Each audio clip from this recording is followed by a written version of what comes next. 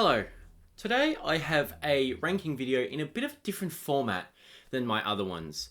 Instead of ranking movies in a franchise or books in a franchise, I'm going to be ranking the 20 short stories from Stephen King's 1978 collection, Night Shift. Now, I read Night Shift about a month ago now, and it was my first short story collection that I'd read of his. And I'd read a couple of his novella collections, like 4 Past Midnight and different seasons, but I'd never read any actual short stories, well, I had read a couple of short stories in the illustrated editions of Salem's Lot, but I'm getting off track. This was my first short story collection, and controversially, I really didn't like it.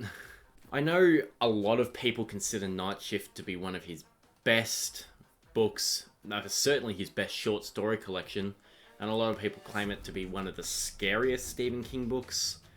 And I never found myself scared while reading this. I don't see it. There's about 3 stories in this collection that I really did love. A few that were alright, and then the rest were just shit. But I'm gonna just rank them all now. And this won't be very hard to rank because as I said, I have the ones that I like, I have the ones that are alright, and then I have the big chunk of ones that I hate. So, let's get into it. So, at number 20 is Night Surf. There's no plot, nothing happens, it's an 11-page waste of paper, it's purely a piece of shit. Number 19, The Woman in the Room. Extremely unengaging, there's not much of a plot, and it's just boring as batshit. God, it was terrible. 18, I Know What You Need. I really hate this story because it hardly makes any sense, then the plot is just too stupid for me to care about. The people in this story are some of the most lifeless and dull stick figure-like people that I've ever read about, and it's so forgettable. Next. 17, Strawberry Spring. What a hot pile of shit this is. A forgettable nothing story that has a twist ending that did not hit hard at all. I didn't even immediately pick up on it at first, and I couldn't tell you a single thing about this story aside from the little twist at the end. Number 16, Battleground. There are some books that are crazy, and then there are some books that are so crazy that are just so stupid, and Battleground falls into the latter. Again, it's so forgettable, and it's just, like all the other stories, a pile of shit. Number 15, The Last Rung on the Ladder. I felt like Stephen King was going through some kind of major crisis when writing this. What the fuck? Number 14, Trucks. This story is just pure boredom. It just about put me to sleep. Number 13, Sometimes They Come Back. This was a really long short story, like it was like 45 pages, and I just don't know what the hell it was. Number 12, Jerusalem's Lot. This is another long story, and Jesus Christ, I never thought that it was going to end. Even as a big fan of Salem's Lot, this story just bored me to tears. Number 11, Grey Matter. Apparently, beer from a can is bad, and aside from that, I don't really remember anything that happened, and that's a problem because I only read Night Shift about a month ago. Number 10, The Ledge. A guy walks around the ledge on the top of an apartment building, and it sounds a hell of a lot more suspenseful than it really is. Number 9, The Lawnmower Man. I'll give The Lawnmower Man one thing. I can actually vividly remember exactly what happened in this story. It was something. Number 8, The Mangler.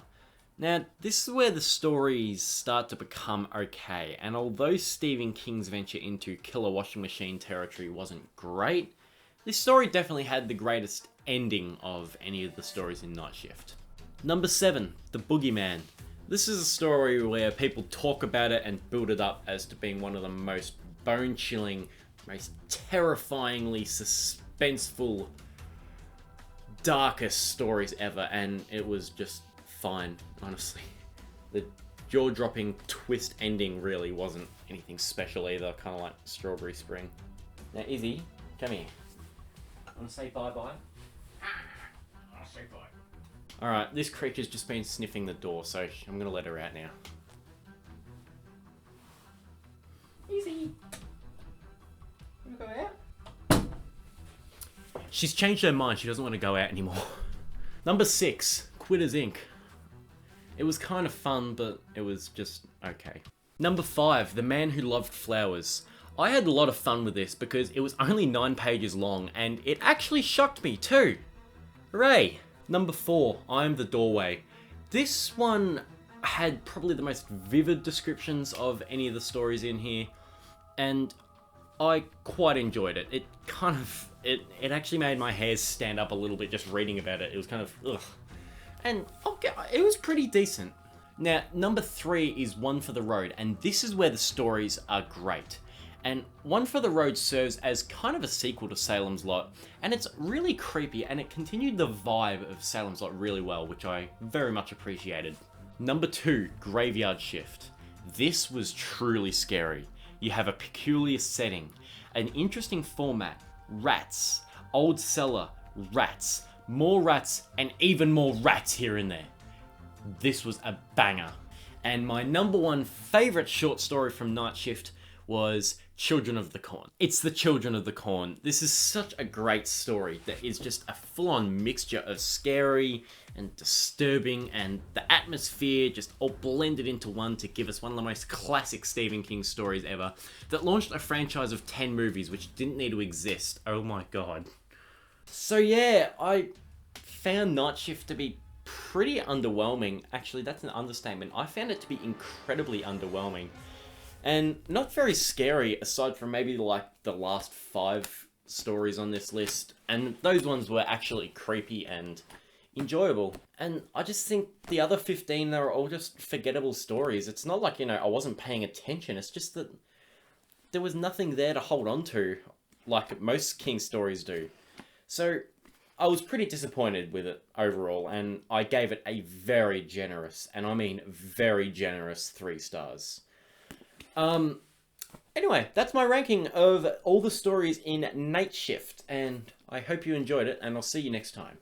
Bye.